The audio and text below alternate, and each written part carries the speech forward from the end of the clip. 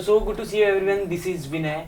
और आज का ये इंटरव्यू काफ़ी खास होने वाला है क्योंकि मेरे प्यारे हिंदुस्तान इस सॉन्ग की झलक लोगों के मन से निकली ही नहीं थी, तब तक एक और सरप्राइज लेके आ चुके हैं शरद सर।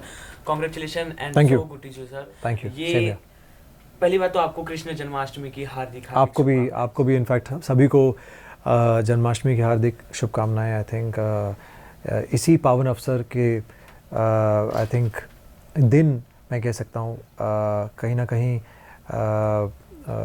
हरिओम जो है जो आई थिंक हमारे भारतवर्ष का पहला वो स्पिरिचुअल और डिवोशनल OTT ऐप है जिसने ये डिसाइड किया कि जय जगन्नाथ बोल के जो एक शो है वो उन्होंने लॉन्च किया जन्माष्टमी के पावन अवसर पर ही।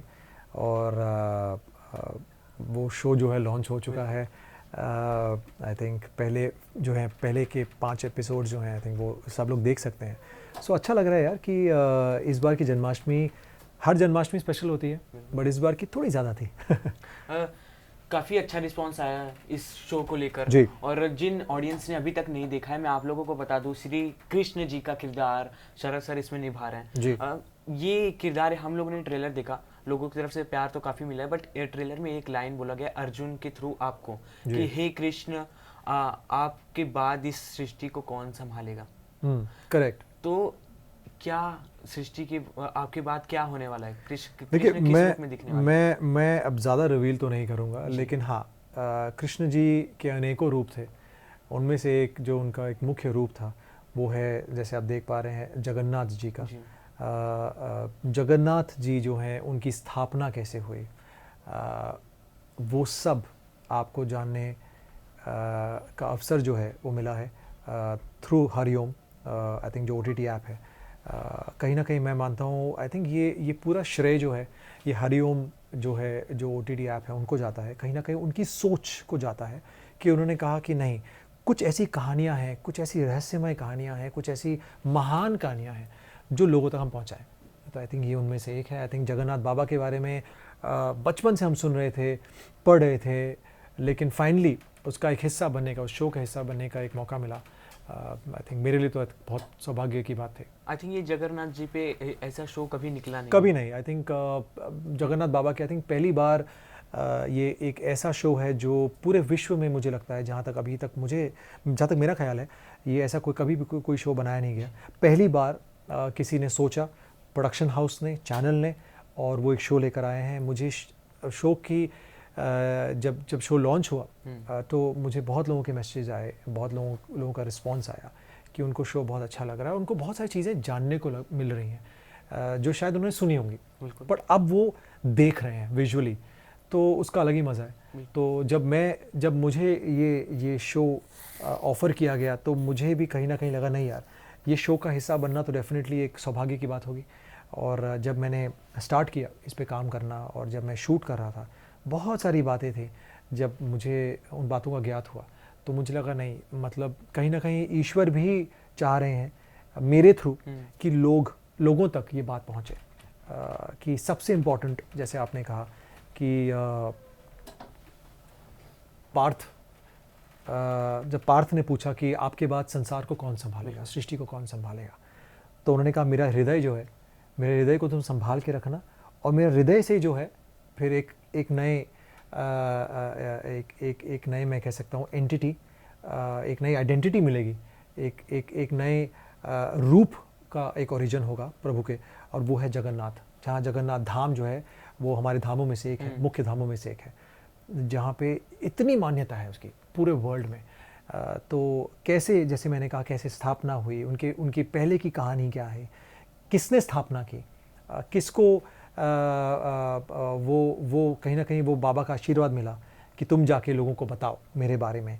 वो सब की पूरी जो कहानी है, नील माधव के रूप में जब कृष्ण जी आए, और शबर प्रधान बोल के एक कबीले के व्यक्ति थे जिनको कहीं ना कहीं ईश्वर की ये ब्लेसिंग थी कि तुम मेरे बारे में जाके लोगों को बताओ कि मैं कौन हूँ। तो कहानी बहुत लंबी है, मैं ज़्यादा नहीं कहूँगा, लेकिन यस, बहुत प्यारी कहानी है जो मुझे लगता है कि चूँकि ये पहली बार है हरिओम पर, हरिओम के द्वारा आपको जानने को मिलेगा जगन्नाथ बाबा के बारे में। तो आई फील आप सबको देखना चाहिए। काफ़ी कुछ है कृष्ण जी के बारे में जानने के लिए, जैसे वो माधव बन के सपने में आए जगन्नाथ भगवान की स्थापना करवाने के लिए, और ये एक नाम में भी काफ़ी कुछ है। कृष्ण और कृष्ण ये दो अलग अलग नाम हो जाते हैं। जब कृष्ण जी की हम व्याख्या करते हैं तो ये दो अलग अलग अर्थ है इस नाम के। तो ये काफ़ी कुछ जानना होता है कृष्ण जी के बारे में। तो महाभारत में तो हमने काफ़ी कुछ जान लिया, तो ये महाभारत के बाद की कहानी, तो इसमें आपने क्या क्या जाना? जी बिल्कुल, बहुत बहुत अच्छा सवाल है कि ये महाभारत के बाद की जो उनका एक अंतिम चरण था प्रभु का, कृष्ण जी का, कि इस धरा को छोड़ने के पहले उनकी लाइफ में क्या क्या हुआ, ये बेसिकली उस पे ये हमने कॉन्सेंट्रेट किया है। ये वो दर्शाता है ये शो।